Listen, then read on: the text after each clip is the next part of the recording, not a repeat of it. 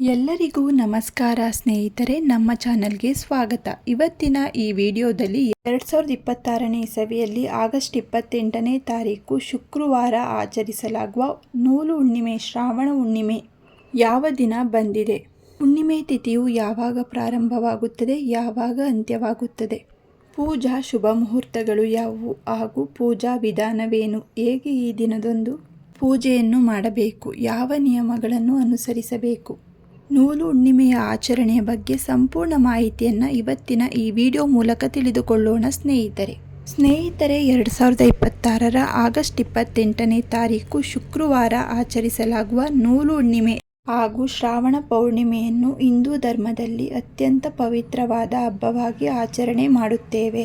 ಈ ದಿನವನ್ನು ಕರ್ನಾಟಕ ಸೇರಿದಂತೆ ದೇಶಾದ್ಯಂತ ಭಕ್ತಿ, ಸಂಭ್ರಮ ಮತ್ತು ಸಂಪ್ರದಾಯಬದ್ಧವಾಗಿ ಆಚರಣೆ ಮಾಡಲಾಗುತ್ತದೆ. ನೂಲು ಹುಣ್ಣಿಮೆ ಎಂದರೆ ಶ್ರಾವಣ ಮಾಸದ ಹುಣ್ಣಿಮೆಯನ್ನು ನೂಲು ಹುಣ್ಣಿಮೆ ಅಥವಾ ಶ್ರಾವಣ ಪೌರ್ಣಿಮೆ ಎಂದು ಕರೆಯಲಾಗುತ್ತದೆ.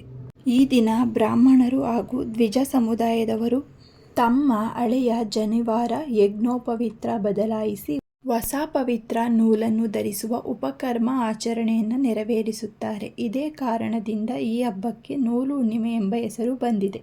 2026ರ ಆಗಸ್ಟ್ 28ನೇ ತಾರೀಕು ಶುಕ್ರವಾರ ಶ್ರಾವಣ ಮಾಸದ ನೂಲು ಹುಣ್ಣಿಮೆ, ಶ್ರಾವಣ ಪೌರ್ಣಿಮೆಯನ್ನು ಭಕ್ತಿ ಭಾವದಿಂದ ಆಚರಣೆ ಮಾಡಲಾಗುತ್ತದೆ. ಈ ದಿನ ರಕ್ಷಾಬಂಧನ, ಉಪಕರ್ಮ, ಜನಿವಾರದ ಹಬ್ಬ, ಹಯಗ್ರೀವ ಜಯಂತಿ ಹಾಗೂ ಸತ್ಯನಾರಾಯಣ ಸ್ವಾಮಿ ಪೂಜೆಗೆ ವಿಶೇಷ ಮಹತ್ವವಿದೆ. ನೂಲು ಪೌರ್ಣಿಮೆ ತಿಥಿಯು ಪ್ರಾರಂಭವಾಗುವುದು 2026ನೇ ಇಸವಿಯಲ್ಲಿ ಆಗಸ್ಟ್ 27ನೇ ತಾರೀಕು ಬೆಳಿಗ್ಗೆ 9:08 ಪ್ರಾರಂಭವಾಗುತ್ತದೆ. ನೂಲು ಹುಣ್ಣಿಮೆ ತಿಥಿಯು ಮುಕ್ತಾಯಗೊಳ್ಳುವುದು 2026ನೇ ಇಸವಿಯಲ್ಲಿ ಆಗಸ್ಟ್ 28ನೇ ತಾರೀಕು ಬೆಳಿಗ್ಗೆ 9:48 ಮುಕ್ತಾಯಗೊಳ್ಳುತ್ತದೆ. ಉದಯ ತಿಥಿಯ ಆಧಾರದ ಮೇಲೆ ಹಬ್ಬದ ಆಚರಣೆಯನ್ನು ಆಗಸ್ಟ್ 28ನೇ ತಾರೀಕು ಶುಕ್ರವಾರ ಆಚರಣೆ ಮಾಡುತ್ತೇವೆ. ನೂಲು ಹುಣ್ಣಿಮೆಯ ಪಂಚಾಂಗದ ದಿನದ ವಿವರಗಳು. ಶ್ರೀ ಪರಭಾವನಾಮ ಸಂವತ್ಸರ, ದಕ್ಷಿಣಾಯನ, ಶ್ರಾವಣ ಮಾಸ, ಶುಕ್ಲ ಪಕ್ಷ, ಪೌರ್ಣಿಮೆ ತಿಥಿ, ಶತಭಿಷ ನಕ್ಷತ್ರ, ರಾಹುಕಾಲ ಬೆಳಿಗ್ಗೆ 10:45ದಿಂದ 12:22 ಇರುತ್ತದೆ. ನೂಲು ಹುಣ್ಣಿಮೆಯ ಮಹತ್ವವೆಂದರೆ ರಕ್ಷಾಬಂಧನ, ರಾಖಿ ಹಬ್ಬವನ್ನು ಈ ದಿನದಂದು ಆಚರಣೆ ಮಾಡುತ್ತೇವೆ. ಈ ದಿನ ದೇಶಾದ್ಯಂತ ರಕ್ಷಾಬಂಧನವನ್ನು ಆಚರಿಸಲಾಗುತ್ತದೆ. ಸಹೋದರಿಯರು ತಮ್ಮ ಸಹೋದರರ ಕೈಗೆ ರಾಖಿ ಕಟ್ಟಿ ಅವರ ಆಯಸ್ಸು, ಆರೋಗ್ಯ, ಸುಖ, ಸಮೃದ್ಧಿಗಾಗಿ ಪ್ರಾರ್ಥನೆ ಮಾಡಿಕೊಳ್ಳುತ್ತೇವೆ. ಸಹೋದರರು ತಮ್ಮ ಸಹೋದರಿಯನ್ನು ಸದಾ ರಕ್ಷಿಸುವ ಸಂಕಲ್ಪವನ್ನು ಮಾಡುತ್ತಾರೆ. ಉಪಕರ್ಮ ಮತ್ತು ವೇದಾರಂಭ. ಈ ದಿನವನ್ನು ಉಪಕರ್ಮ ಆಚರಣೆಗೆ ಅತ್ಯಂತ ಶುಭವೆಂದು ಪರಿಗಣಿಸಲಾಗುತ್ತದೆ. ಹೊಸ ಜನಿವಾರವನ್ನು ಧರಿಸಿ ವೇದ ಅಧ್ಯಯನವನ್ನು ಪುನರಾರಂಭ ಮಾಡುವ ಸಂಪ್ರದಾಯವಿದೆ. ಇದು ಆಧ್ಯಾತ್ಮಿಕ ಶುದ್ಧೀಕರಣದ ಸಂಕೇತವಾಗಿದೆ. ಈ ದಿನದಂದು ವಿಷ್ಣು, ಶಿವ ಮತ್ತು ಮಹಾಲಕ್ಷ್ಮಿಯ ಆರಾಧನೆ ಮಾಡಲಾಗುತ್ತದೆ. ಮುಂಜಾನೆ ಪವಿತ್ರ ಸ್ನಾನ ಮಾಡಿ ಶ್ರೀ ಮಹಾವಿಷ್ಣು, ಮಹಾದೇವ, ಶಿವ ಮತ್ತು ಮಹಾಲಕ್ಷ್ಮಿ ದೇವಿಯನ್ನು ವಿಶೇಷವಾಗಿ ಪೂಜೆ ಮಾಡಲಾಗುತ್ತದೆ. ಉಪವಾಸ, ಜಪ, ದಾನ, ಧರ್ಮ ಹಾಗೂ ಭಕ್ತಿಯಿಂದ ಪೂಜೆ ಸಲ್ಲಿಸುವುದರಿಂದ ಪುಣ್ಯ ಮತ್ತು ದೈವಾನುಗ್ರಹ ದೊರೆಯುತ್ತದೆ. ಈ ದಿನದಂದು ಪವಿತ್ರವಾದ ಹಯಗ್ರೀವ ಜಯಂತಿಯನ್ನು ಆಚರಣೆ ಮಾಡುತ್ತೇವೆ. ಜ್ಞಾನದ ಅಧಿದೇವರಾದ ಶ್ರೀ ಹಯಗ್ರೀವ ಸ್ವಾಮಿಯ ಜಯಂತಿಯನ್ನು ಸಹ ಇದೇ ದಿನ ಆಚರಣೆ ಮಾಡಲಾಗುತ್ತದೆ. ವಿದ್ಯಾರ್ಥಿಗಳು ಹಾಗೂ ವಿದ್ಯಾಭ್ಯಾಸ ಮಾಡುವವರು ಹಯಗ್ರೀವ ಸ್ವಾಮಿಯನ್ನು ಪೂಜಿಸಿ ಉತ್ತಮ ಜ್ಞಾನ ಮತ್ತು ಯಶಸ್ವಿಗಾಗಿ ಪ್ರಾರ್ಥನೆ ಮಾಡಿಕೊಳ್ಳುತ್ತೇವೆ. ನರಳಿ ಪೌರ್ಣಿಮಾ. ಕರ್ನಾಟಕದ ಕರಾವಳಿ ಭಾಗ ಹಾಗೂ ಮಹಾರಾಷ್ಟ್ರದಲ್ಲಿ ಈ ದಿನವನ್ನು ನರಳಿ ಪೌರ್ಣಿಮಾ ಎಂದು ಕರೆಯಲಾಗುತ್ತದೆ. ಈ ದಿನವನ್ನು ಸಂಭ್ರಮದಿಂದ ಆಚರಣೆ ಮಾಡುತ್ತಾರೆ. ಮೀನುಗಾರರು ವರುಣದೇವನಿಗೆ ತೆಂಗಿನಕಾಯಿಯನ್ನು ಸಮರ್ಪಿಸಿ ಸುರಕ್ಷಿತ ಸಮುದ್ರಯಾನ ಮತ್ತು ಉತ್ತಮ ಮೀನುಗಾರಿಕೆಗಾಗಿ ಪ್ರಾರ್ಥನೆ ಮಾಡಿಕೊಳ್ಳುತ್ತಾರೆ. ಈ ದಿನ ಮಾಡಬಹುದಾದ ಪುಣ್ಯ ಕಾರ್ಯಗಳು: ಬೆಳಿಗ್ಗೆ ಬೇಗ ಎದ್ದು ಪವಿತ್ರ ಸ್ನಾನವನ್ನು ಮಾಡುವುದು, ವಿಷ್ಣು, ಶಿವ, ಮಹಾಲಕ್ಷ್ಮಿ ಹಾಗೂ ಹಯಗ್ರೀವ ಸ್ವಾಮಿಗೆ ವಿಶೇಷ ಪೂಜೆಯನ್ನು ಸಲ್ಲಿಸುವುದು, ರಾಖಿ ಕಟ್ಟುವುದು ಮತ್ತು ಕುಟುಂಬದವರೊಂದಿಗೆ ಹಬ್ಬವನ್ನು ಆಚರಿಸುವುದು, ಜನಿವಾರ ಬದಲಾಯಿಸಿ ಉಪಕರ್ಮವನ್ನು ಆಚರಿಸುವುದು, ಬಡವರಿಗೆ ಅನ್ನದಾನ, ವಸ್ತ್ರದಾನ ಅಥವಾ ದಾನ ಧರ್ಮ ಮಾಡುವುದು, ವಿಷ್ಣು ಸಹಸ್ರನಾಮ, ಗಾಯತ್ರಿ ಮಂತ್ರ ಅಥವಾ ಭಗವದ್ಗೀತೆಯನ್ನು ಪಾರಾಯಣ ಮಾಡುವುದು. ನೂಲು ಹುಣ್ಣಿಮೆಯ ದಿನ ಮಾಡಬಹುದಾದ ಪುಣ್ಯ ಕಾರ್ಯಗಳಿವು. ಹುಣ್ಣಿಮೆ ಅಥವಾ ಪೌರ್ಣಿಮೆಯ ಪೂಜೆಯು ಹಿಂದೂ ಧರ್ಮದಲ್ಲಿ ಅತ್ಯಂತ ಪವಿತ್ರ ಮತ್ತು ಮಹತ್ವದ ಆಚರಣೆ ಆಗಿದೆ. ಇದನ್ನು ಮುಖ್ಯವಾಗಿ ಶ್ರೀ ಸತ್ಯನಾರಾಯಣ ಸ್ವಾಮಿ ಮತ್ತು ಲಕ್ಷ್ಮೀ ದೇವಿಯ ಅನುಗ್ರಹಕ್ಕಾಗಿ ಆಚರಣೆ ಮಾಡುತ್ತೇವೆ. ಪ್ರತಿ ತಿಂಗಳ ಪೌರ್ಣಿಮೆಯ ದಿನದಂದು ಈ ಪೂಜೆಯನ್ನು ಮಾಡುವುದರಿಂದ ಮನೆಯಲ್ಲಿ ಸುಖ, ಶಾಂತಿ ಮತ್ತು ಸಮೃದ್ಧಿ ನೆಲೆಸುತ್ತದೆ.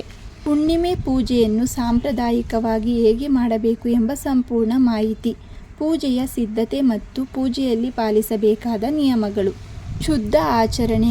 ಪೂಜೆಯ ದಿನ ಬೆಳಿಗ್ಗೆ ಬೇಗ ಎದ್ದು ಪವಿತ್ರ ಸ್ನಾನವನ್ನು ಮಾಡಿ ಮಡಿ ಬಟ್ಟೆಯನ್ನು ಧರಿಸಿಕೊಳ್ಳಬೇಕು. ಉಪವಾಸ ವ್ರತ. ಸಾಧ್ಯವಾದರೆ ದಿನಪೂರ್ತಿ ಉಪವಾಸವನ್ನು ಆಚರಿಸಬೇಕು.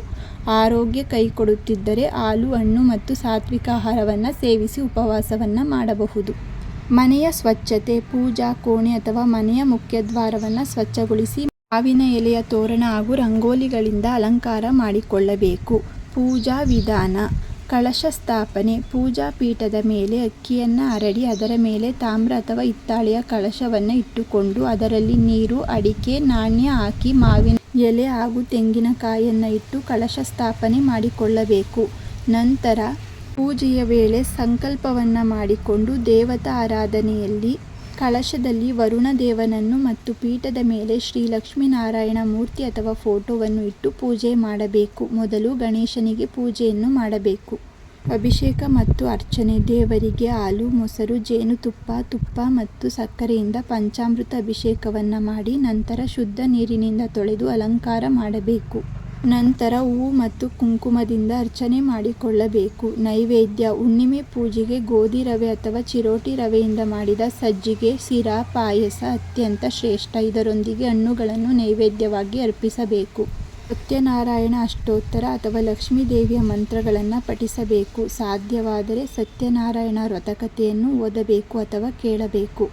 ಸಂಜೆಯ ಸಮಯದಲ್ಲಿ ಚಂದ್ರನಿಗೆ ಅರ್ಘ್ಯವನ್ನು ಅರ್ಪಣೆ ಮಾಡಬೇಕು. ಸಂಜೆ ಸೂರ್ಯಾಸ್ತದ ನಂತರ ಚಂದ್ರ ಮೂಡಿದಾಗ ಚಂದ್ರದೇವರಿಗೆ ಹಾಲು ಮತ್ತು ನೀರಿನಿಂದ ಅರ್ಘ್ಯವನ್ನು ಕೊಟ್ಟು ನಮಸ್ಕಾರ ಮಾಡಿಕೊಳ್ಳಬೇಕು. ಸಂಜೆ ಮನೆಯ ತುಳಸಿಯ ಕಟ್ಟೆಯ ಮುಂದೆ ಮತ್ತು ಮುಖ್ಯದ್ವಾರದ ಬಳಿ ತುಪ್ಪದ ದೀಪವನ್ನು ಹಚ್ಚಬೇಕು. ಇದು ಲಕ್ಷ್ಮೀ ದೇವಿಯನ್ನು ಮನೆಗೆ ಆಹ್ವಾನಿಸುವ ಸಂಪ್ರದಾಯವಾಗಿದೆ. ಹಾಗೂ ಆರತಿ ಬೆಳಗಿದ ನಂತರ ಮನೆಯವರೆಲ್ಲರಿಗೂ ಒಟ್ಟಿಗೆ ಕುಳಿತು ಪ್ರಸಾದವನ್ನು ಸ್ವೀಕರಿಸಬೇಕು ಹಾಗೂ ಉಪವಾಸವನ್ನು ಮುಗಿಸಬೇಕು.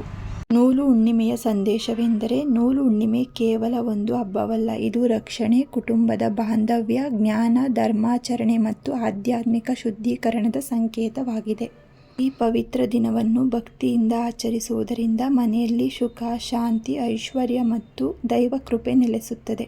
ಸ್ನೇಹಿತರೆ, ಇವತ್ತಿನ ಈ ವಿಡಿಯೋದಲ್ಲಿ ನೂಲು ಹುಣ್ಣಿಮೆ ಯಾವ ದಿನ ಬಂದಿದೆ, ಯಾವ ದಿನ ಆಚರಣೆ ಮಾಡಬೇಕು, ನೂಲು ಹುಣ್ಣಿಮೆ ತಿಥಿ ಯಾವಾಗ ಪ್ರಾರಂಭವಾಗುತ್ತದೆ, ಯಾವಾಗ ಅಂತ್ಯವಾಗುತ್ತದೆ, ಪೂಜಾ ಶುಭ ಮುಹೂರ್ತಗಳು ಹಾಗೂ ಪೂಜಾ ವಿಧಾನವೇನು, ಈ ದಿನ ಯಾವ ರೀತಿ ಆಚರಣೆ ಮಾಡಬೇಕು, ಯಾವ ನಿಯಮಗಳನ್ನು ಅನುಸರಿಸಬೇಕು, ನೂಲು ಹುಣ್ಣಿಮೆ ಆಚರಣೆ ಬಗ್ಗೆ ಸಂಪೂರ್ಣ ಮಾಹಿತಿಯನ್ನು ಇವತ್ತಿನ ಈ ವಿಡಿಯೋ ಮೂಲಕ ತಿಳಿಸಿದ್ದೇವೆ. ಸ್ನೇಹಿತರೆ, ಇವತ್ತಿನ ಈ ಮಾಹಿತಿ ನಿಮಗೆ ಇಷ್ಟವಾಗಿದ್ದಲ್ಲಿ ಈ ವಿಡಿಯೋವನ್ನು ಲೈಕ್ ಮಾಡಿ, ಹಾಗೆ ನಿಮ್ಮ ಫ್ಯಾಮಿಲಿ ಮತ್ತು ಫ್ರೆಂಡ್ಗೆ ಶೇರ್ ಮಾಡಿ. ಇದೇ ರೀತಿಯ ಮತ್ತಷ್ಟು ಮಾಹಿತಿಗಾಗಿ ನಮ್ಮ ಚಾನಲನ್ನು ಸಬ್ಸ್ಕ್ರೈಬ್ ಮಾಡಿಕೊಳ್ಳಿ.